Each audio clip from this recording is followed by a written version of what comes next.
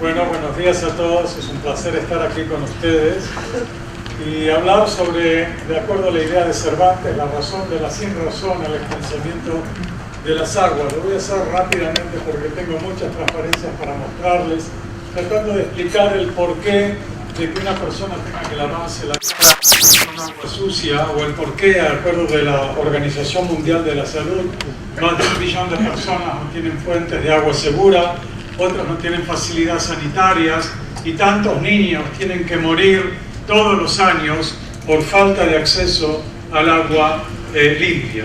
En realidad, lo que yo pienso que tenemos es un bloqueo mental en todo lo relacionado con el problema del agua, y que probablemente, aunque no soy psicólogo, eso provenga del hecho de que cuando venimos al mundo venimos dentro de un saco amniótico en el vientre de nuestras madres, lleno de agua, así que ya desde chiquito miramos a la derecha, a la izquierda, vemos agua por todos lados y decimos, bueno, pero esto nunca puede ser que falte en algún lado del mundo. Pues en realidad lo que tenemos que hacer es romper ese bloqueo psicológico que tenemos, y se puede hacer solamente con educación.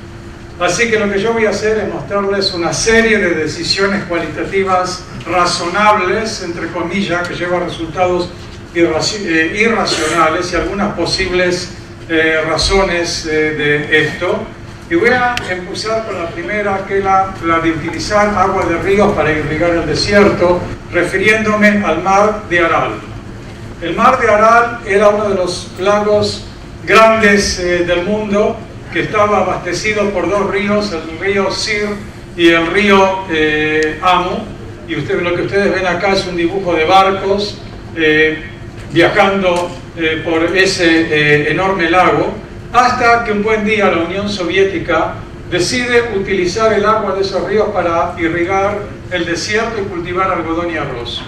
Y entonces el lago ese comienza a reducirse y tarda mucho tiempo, 13 años, 16 años, 11 años, 40 años, para volverse chiquito, chiquito, chiquito. Esto es lo que va quedando en el año 1989, el mar de Aral, en el 2008, esto es en el 2012.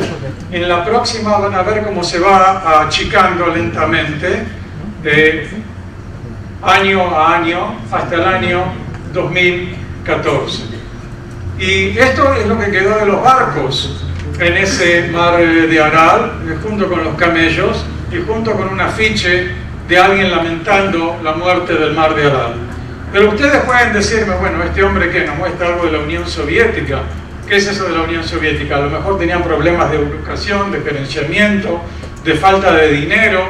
Bueno, entonces vayamos a los Estados Unidos de Norteamérica y veamos la decisión razonable número 2, que es la de remediar acuíferos contaminados. Si un acuífero está contaminado, decían en los Estados Unidos, debemos restaurar a condiciones pristinas, es decir, limpiar el agua para que esté limpita como estaba al principio. Para todos aquellos que no sean hidrólogos, estoy hablando de agua que penetra por la lluvia al agua subterránea. Se acumula como agua subterránea, es el agua que nosotros utilizamos por medio de los aljibes en las casas, las bombas de agua o las bombas eléctricas más sofisticadas. ¿Y por qué agua subterránea? Porque es la fuente de agua más importante en la superficie de la Tierra, es decir, de agua dulce. Es decir, que si dejamos de lado el agua de los casquetes polares, el agua subterránea es un 30% del agua dulce a nuestra disposición. Los ríos y los lagos, de los cuales nos impresionamos tanto, son solamente un 0.3% de los mismos. Ahora, ¿qué pasa? Que a veces estas aguas subterráneas se contaminan y debemos limpiarlas para poder utilizarlas. Pues bien, lo que les estoy mostrando acá es uno de los ejemplos de la contaminación creada por la compañía IBM en Nueva York, que contaminó todo el acuífero en un área de 2.6 kilómetros cuadrados.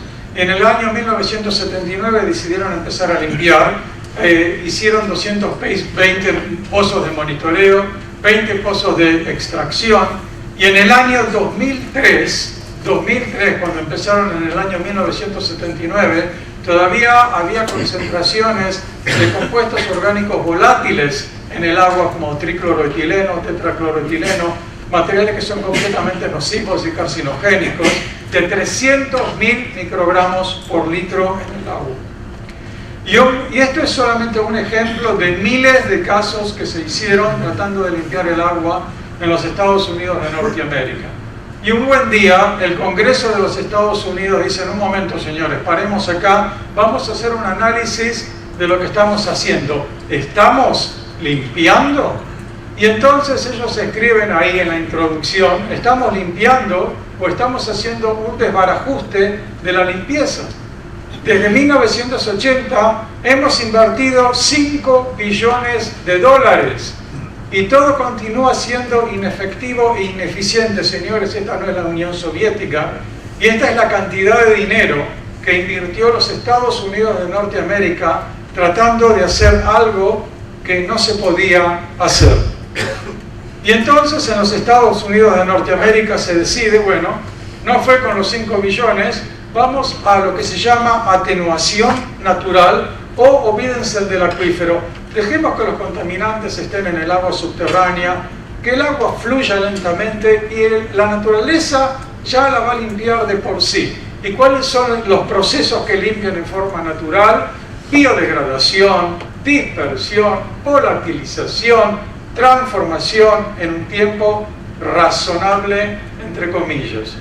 Y uno al final se pregunta, ¿este es un método naturalista o lo que llamaríamos tratar de escaparse por la tangente? ¿Qué pasa? ¿Los procesos de los que hablé antes no eran conocidos antes de 1980, antes de invertir 5.000 millones de dólares? ¿Y qué es un tiempo razonable? ¿Cuántos años? ¿1000 años? ¿1 año? ¿5 años? ¿Cuánto dinero vamos a tener que invertir para monitoreo? ¿Y qué pasa si ese agua contaminada va a los mares y a los océanos? ¿No puede matar a todos los pescados que se encuentran ahí? Por el otro lado, ¿qué es transformación en forma natural? ¿Qué nos asegura que la naturaleza va a trabajar como nosotros queremos? Acá lo que ustedes ven es un ejemplo de aguas contaminadas por un material que se llama tricloroetileno. Y en la naturaleza, el tricloroetileno se convierte en cloruro de vinilo. Y resulta que el cloruro de vinilo es el doble de más venenoso que el tricloroetileno. Es decir, que hay un proceso natural que produce un material que es mucho más nocivo que el material original. Bien, pasemos a la decisión razonable número 3, es pensar solamente en el beneficio económico de las cosas, o lo que se llama la filosofía del olvídense del acuífero, o la filosofía de Oda. Aunque les voy a decir ya acá que estando en el Perú y dando esta conferencia, alguien me dijo: señor, me disculpa, usted no sabe bien el español, se olvidó la J antes de la O. Y les voy a dar el ejemplo de Israel. ¿Sí? Les voy a dar el ejemplo de Israel. ¿Recuerdan esto que les mostré en Estados Unidos? Estamos hablando de una área de 3 kilómetros cuadrados, 220 pozos de monitoreo, 20 de extracción. Pues en Israel tenemos el acuífero costero contaminado por esos compuestos orgánicos volátiles en un área de 200 kilómetros cuadrados. Entonces, en esos 200 kilómetros cuadrados tendríamos que, en forma paralela, hacer 11.000 pozos de monitoreo y 1.000 pozos de bombeo. ¿Quién va a hacer una cosa así? ¿Quién va a pagar esos pozos? Nadie los paga. Por el otro lado, vienen los economistas y empiezan a hacer análisis económico y dicen: mira, para que hacer todo eso tenés que hacer reconocimiento, modelación, monitoreo, limpieza. Por el otro lado podemos hacer desalinización del agua de mar. Así que ¿quién tiene que ocuparse tratando de limpiar las aguas subterráneas? Vamos a lo que llamamos la ODA, la atenuación natural. Pero, cuidado, porque estamos hablando de una zona que es un área poblada. Toda esta contaminación está también por debajo de la ciudad de Tel Aviv, en la ciudad de Israel. Y si estamos hablando de compuestos orgánicos volátiles, estos compuestos pueden salir para arriba en forma de gas y penetrar dentro de las casas de los habitantes que viven en esa zona.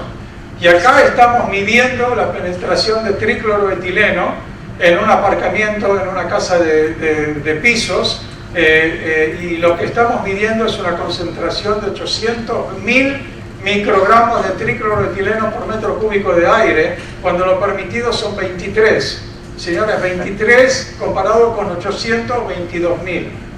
Y lo que ustedes ven acá es toda una zona en la parte central de la ciudad de Tel Aviv, en donde se detectaron estos compuestos carcinogénicos en colegios, jardín de infantes, casas, etc. Pues pasemos a la decisión razonable número 4, y es el pensar que los acuíferos son filtros que van a limpiar todo el agua que pasan a través de ellos. Este es un filtro que yo fotografié en el Hotel El Barango en Perú, y donde ellos ponían arriba agua contaminada y decían: ahora pueden tomar acá, es agua muy pura, yo no tomaría ese agua, pero eso es lo que ellos decían. Pues si este filtro, que tiene más o menos 80 centímetros, puede filtrar, y nosotros estamos hablando de una zona no saturada en los acuíferos que puede tener 40 metros, 100 metros, 150 metros, no 80 centímetros, por supuesto que eso lo va a limpiar. Pues no es así. Les voy a dar el ejemplo de un caso en Israel. Este es un corte donde ustedes ven el agua subterránea abajo, dos pozos de monitoreo, que son el número 2 y el número 4, y un pozo de bombeo. Y acá tenemos una zona no saturada de aproximadamente 40 metros, y sobre esta zona en Israel desde el año 1960 se estaba irrigando con efluentes cloacales tratados, Recuerden, el pozo número 2, 4 y el pozo de bombeo.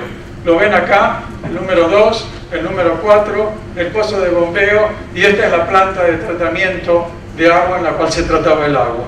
Y cuando hicimos esos pozos de monitoreo, lo que encontramos es que toda la zona no saturada estaba llena de carbono orgánico disuelto, concentraciones que llegaban hasta los 200 miligramos por litro. Es decir, que eso no estaba trabajando para nada como este famoso coso que encontramos en el Perú. Pero no solamente eso, cuando hicimos el análisis del agua en los pozos número 2, 4 y en el pozo de bombeo, encontramos que en el agua subterránea había sulfa-metaxazol, sulfa. Cuando vamos al médico y tenemos una infección, el médico nos da sulfa. Pues bien, el agua subterránea estaba llena de sulfa. Y esa agua subterránea es la que va a esa población que ustedes ven a la derecha. Es como estar diciendo a la gente: tomen agua con sulfa, por favor, ¿por qué no? Y entonces cuando alguien tiene una infección y va al médico y el médico le da sulfa, ¿qué es lo que hacen las bacterias que tenemos en el cuerpo? Se ríen, porque dicen: si tú no estuviste dando agua con sulfa durante toda la vida, ¿qué me venís a dar con esto? Bien, pasemos a la decisión razonable número 5, es el monitoreo de la calidad química de las aguas en los pozos de producción.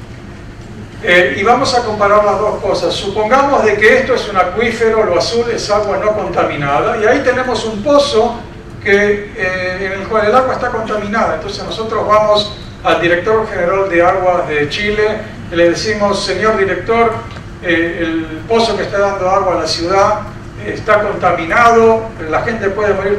Señor, hay que hacer algo inmediatamente. Y el señor dice: sí, vamos a hacer algo, porque si no a mí me echan acá. No, hay que hacer algo. Pero puede haber otra situación. Puede haber la situación en cual tenemos un acuífero contaminado, es decir, todo esto está contaminado, lo rojo es agua contaminada. El pozo aún está dando agua de buena calidad, pero tenemos pozos de monitoreo. Y entonces yo detecto en los pozos de monitoreo que hay contaminación y voy al director general y le digo: señor, hay un problema. ¿En el pozo? No, en el pozo no hay. ¿Dónde? En los pozos de monitoreo. ¿Y cuándo va a llegar al pozo? Y eso va a tardar unos 2, 3, 4 años, pero yo no voy a estar acá. ¿Qué me importa a mí eso de que está contaminado o no? El pozo contaminado es un problema ahora. Acuífero contaminado sin tener pozos contaminados es un problema futuro. Y por esa razón tenemos falta de sistemas de monitoreo preventivo en casi todos los acuíferos del mundo, para tratar de evitar de tener que hacer algo mientras se puede proveer agua potable, y entonces detectamos la contaminación cuando ya es demasiado tarde, lo que lleva a la filosofía de lo que yo llamé la ODA. Es decir, son los 3 monitos: no decir nada, no ver nada, no escuchar nada y decir que todo está bien. Pasemos a luchar contra la intrusión marina con efluentes cloacales, y en este caso vamos a España. Fíjense en lo que hicieron los españoles. En España tenían en Barcelona, y este es el puerto de Barcelona, un terrible problema de contaminación por el agua de mar. Ellos utilizaron muchas aguas subterráneas y por esa razón el agua de mar penetró dentro del acuífero. Y ellos tuvieron una idea extraordinaria: vamos a meter efluentes cloacales por uno de los pozos, y esos efluentes cloacales van a empujar el agua de mar hacia afuera, y por lo tanto se va a reducir la concentración de cloruros en el agua y vamos a poder utilizar el agua. Y evidentemente eso es lo que pasó. Fíjense, en la concentración del cloro, que son los puntitos negros grandes esos, bajó dramáticamente. Pero ¿qué pasó? En paralelo aumentó terriblemente la concentración de todo tipo de fármacos que se encontraban en el agua, como por ejemplo la carbamazepina, que es para controlar la crisis epiléptica. ¿Quién va a querer estar tomando hoy día ahí en España agua con carbamazepina si no tenemos una crisis epiléptica? Y es lo que decía mi amigo, el Ramón Llamas, catedrático de Hidrología en España, que en España no hay problema de sequía, sino de aridez mental. Los problemas de la sequía son fruto de la improvisación y la corrupción.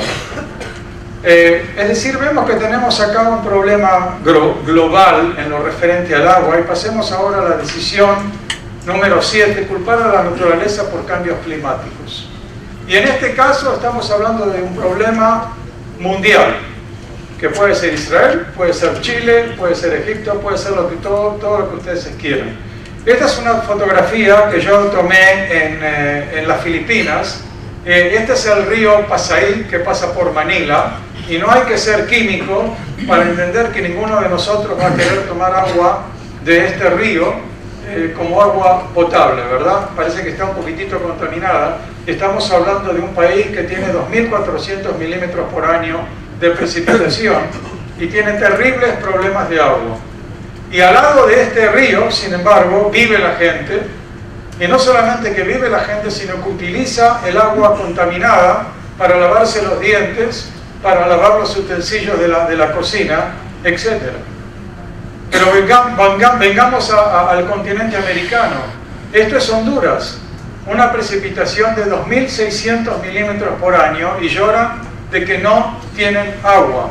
Esta es una fotografía que yo tomé desde un helicóptero, donde nos llevaron a ver lo que ellos llaman el corredor seco de Honduras. Este es el corredor seco, y yo miraba por la ventana y digo, ¿y dónde está seco este corredor? Y me dicen, sí, no, pero acá hay como 3 meses al año que no llueve. Y a eso le llaman problemas de agua. Pero no solamente ahí. En Israel, por ejemplo, aparecía en la televisión una señorita que se empezaba a resquebrajar toda y decía, nos estamos secando, tenemos problemas de agua, cada vez llueve menos en el país, tenemos que hacer algo. Sin embargo, cuando los científicos empezaron a hacer un análisis de la lluvia a través del tiempo, y ustedes ven acá, desde el año 1930 al 2006, no hay ninguna bajada estadística de la lluvia del agua. ¿Cómo podrían hacer ustedes para mostrar acá que sí baja la lluvia del agua? A ver, ¿alguno acá con alguna idea? Vamos, señores, ¿qué es lo que hacíamos en el colegio, en la universidad, para mostrar que las cosas son como nosotros pensamos que tienen que ser? Lo ponen así, dicen, ¿no ven que está bajando la lluvia del agua? Sé que está bajando la lluvia del agua, ok, pero si no lo ponen así, ¿qué es lo que pasa? ¿Por qué se empezaron a gritar que pasaba? Lo que pasaba es que hubo un aumento extraordinario de la población en el país. Y no se hizo absolutamente nada para tomar en cuenta la subida de la población en relación a la cantidad de agua de que disponíamos. Pero ¿qué pasó cientos y miles de años atrás? Inclusive en el continente americano. Este es Inti, el dios del sol de los incas. Y de acuerdo a lo que dice la historia, él miraba a la tierra, veía sequía, y los hombres y las vacas y los animales se morían de sed. Y si miramos cuando Pizarro se acabó con el imperio inca, estamos hablando de una sequía de la cual se reporta ya hace 500 años atrás en esta zona de acá. Sin calentamiento global, cambio climático, todo lo que ustedes quieran. ¿Y qué pasaba hace miles de años atrás? ¿Qué fue el sueño de José? El sueño de las vacas gordas y de las vacas flacas, ¿qué era eso? Los 7 años buenos y los 7 años malos. ¿Qué anunciaba ese sueño? Ese sueño anunciaba de que hay que guardar cuando hay para poder utilizar cuando no hay. Y estamos hablando de algo que aparece en la Biblia hace miles de años atrás. Pero como ustedes son chilenos, y para que vean que en la Biblia aparecen cosas extraordinarias también desde el punto de vista tecnológico, quiero que alguien me diga qué es esto.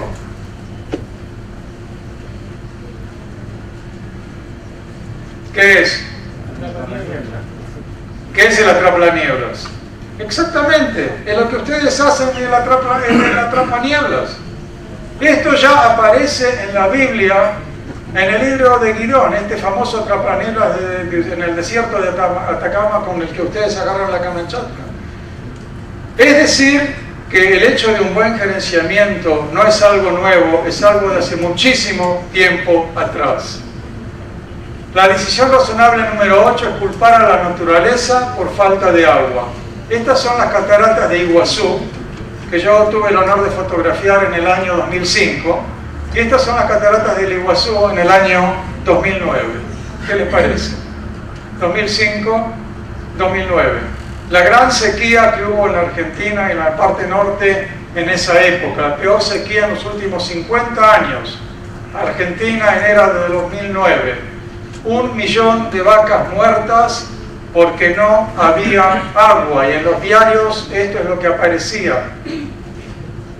¿Falta agua en esa zona del mundo? No falta en absoluto agua. Estas vacas están muriendo al lado del río Paraná, con una descarga de 15.000 metros cúbicos por segundo, al lado del río de la Plata, que lo llamamos río, pero parece un océano, y al lado del acuífero Guaraní, o lo que se llama acuífero Tacuarembó-Botucatú, que es la reserva de agua subterránea más grande del mundo. Es este mar que ustedes ven acá, azul, es el acuífero Tacuarembó-Botucatú, que podría suplir agua potable al mundo por 200 años, y las vacas están muriendo encima de esa reserva de agua. Es lo que yo llamo el ciclo hidroilógico, porque llueve, entramos en apatía, pero de repente no llueve más, nos empezamos a preocupar y entramos en histeria, en pánico, pero vuelve a llover y entonces no hacemos nada.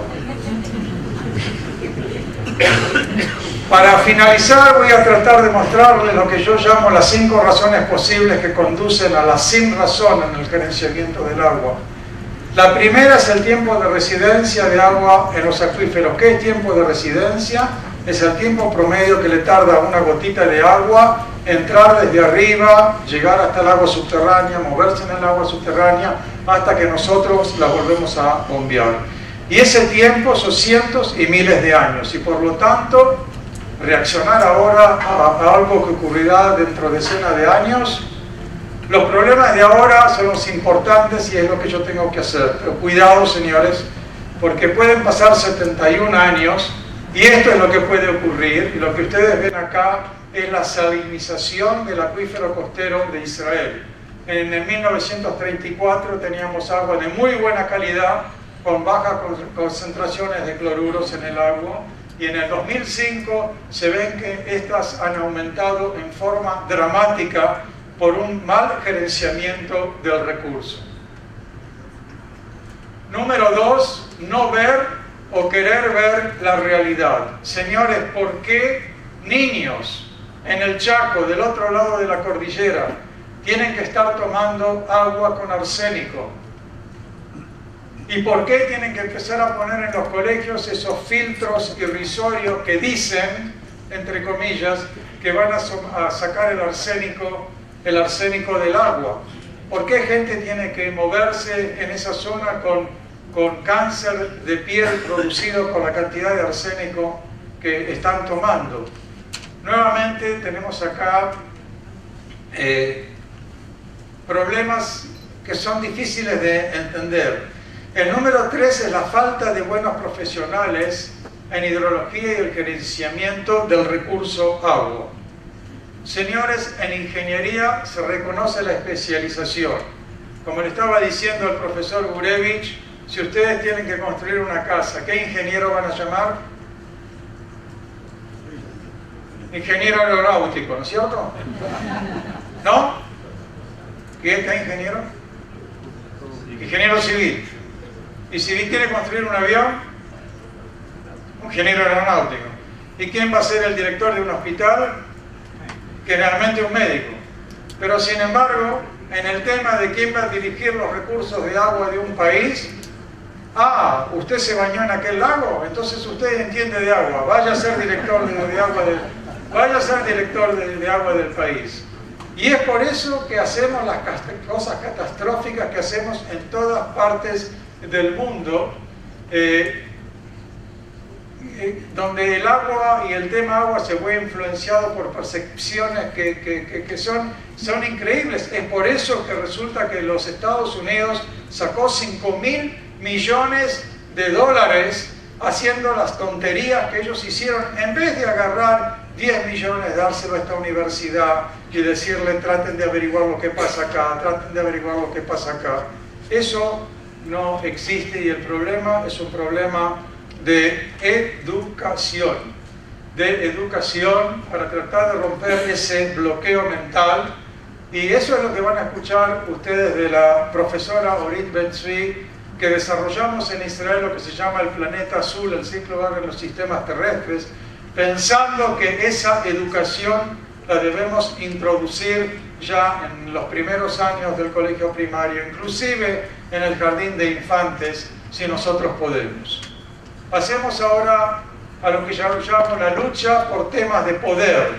Eso de que cada uno dice, esto me pertenece a mí, no te me metas en este tema porque el tema es mío. Y si nosotros nos fijamos en un acuífero, en donde está el agua, sería lógico pensar de que todo esto pertenece a la autoridad del agua. Sin embargo, en Israel hay una gran lucha sobre este tema y viene el Ministerio del Medio Ambiente y dice, no, de acá arriba hasta acá, esto pertenece al Ministerio del Medio Ambiente, porque hacemos subtes y la infraestructura de las casas y lo que sea. En mi autoridad del agua solamente de acá, lo cual es una terrible, ¿puedo decir la palabra acá, estupidez? Es una terrible estupidez. Es como agarrar y tener un árbol y decir esto pertenece al Ministerio de Agricultura y esto al Ministerio de Infraestructura. O agarrar un hombre y decir esto al Ministerio de Salud y esto al Ministerio de Transporte. ¿Sí? O agarrar el río Mapocho, que tuve la felicidad de poder fotografiarlo en el 2011 y decir esto pertenece a la autoridad del agua cuando se ve evidentemente que esto pertenece a la autoridad de la mujer. Bueno, el problema es que tenemos una falta de gerenciamiento cuantitativo del recurso agua, cantidad y calidad, y tenemos una necesidad urgente de tener estos sistemas integrativos de modelación predictiva y cuantitativa. Solamente de esto podríamos hablar 2 horas, simplemente decirles de que no tenemos procesos cuantitativos de toma de decisiones. Acabó. Bueno, no tenemos procesos cuantitativos de toma de decisiones y tenemos una necesidad urgente. Ahora, ¿por qué urgente? Porque se comienzan a suministrar efluentes cloacales como agua potable, señores. En Estados Unidos, en Australia, en Sudáfrica, en Inglaterra, en Singapur, y los que empezaron todo esto fueron los astronautas. Los astronautas empezaron a tomar orina en sus viajes porque era imposible mandar ahí todo el agua que ellos necesitaban. Pero ¿cuál es la gran diferencia entre los astronautas y nosotros, señores? A ver. ¿Cómo? Bueno, ¿qué más? ¿Cómo? No, los astronautas dijeron tomar orina solo si es la propia orina. Los astronautas tomaban la propia orina. Nosotros vamos a tomar la orina de todos nosotros acá que estamos en este cuarto, ponerlas ahí, tratarlas y ahora, señores, adelante, buen provecho. Bueno, para finalizar, como Luis me dijo acá que ustedes saben hebreo, entonces... ¿no saben hebreo? Bueno, yo se los traduje. Esto se llama la historia del último agua, y fíjense en que esto fue escrito en el diario en Israel en los años 1960. Se llamaba, el problema es que no había agua, se iba a acabar el agua del país en unos pocos años, la situación es terrible, hay que hacer algo, pero ¿quién va a querer ahorrar agua? Tenemos que cocinar, tenemos que tener peceras, etcétera, etcétera. Y al otro año quedaba solamente agua para unos pocos, para un año o solo para un mes, y entonces elevaron el precio de agua en 10 centavos. Pero todos pagaron, porque era un año muy próspero y todos tenían dinero. Y el jueves se acabó el agua. ¿Y qué pasó? Vamos. Exacto. Y todos se murieron. Ahora, para todos aquellos que piensen de que esto es una súper exageración, les recomiendo leer el libro de Jared Diamond que se llama Colapso, ¿por qué unas sociedades perduran y otras desaparecen? Y allá ustedes podrán ver que somos capaces de destruirnos a nosotros mismos, y ahí ellos presentan exactamente la isla de Pascua. Y hace la pregunta, ¿en qué pensaba el hombre de la isla de Pascua que cortó la última palmera? Porque al cortar el último árbol de la isla de Pascua, ya no pudieron hacer canoas, y al no poder hacer canoas no podían tener trueque con las otras partes del mundo y con las otras islas. Y lo que decían que ellos pensaban es que la tecnología resolverá todos nuestros problemas.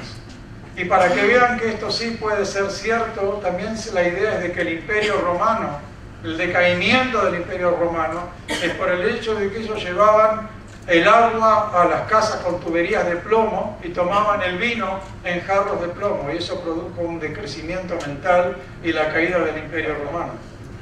Pues bien, esto es realidad, estos son números que les mostré al principio, de acuerdo a la Organización Mundial de la Salud. Y para finalizar, el problema es un problema de falta de educación, y yo, que en realidad nunca vi un avestruz que haga una cosa así, pero dicen que el avestruz hace eso, de tratar de meter la cabeza bajo la tierra y no ver la realidad, pero en realidad tenemos un problema. El Señor es el problema de agua, es un problema de falta de gerenciamiento, de falta de educación. No es un problema de cambio climático, no es un problema de que en este planeta tenemos menos agua de lo que teníamos antes. Y volviendo nuevamente a esto para finalizar, a este afiche, no me cabe más que pensar si en realidad el hombre es o no es un animal racional. Quiero decir muchas gracias a todos, muchísimas gracias al Dúo Cook por habernos invitado, a la comunidad judía de Chile, y ha sido un placer para mí de poder estar con ustedes acá. Muchas gracias.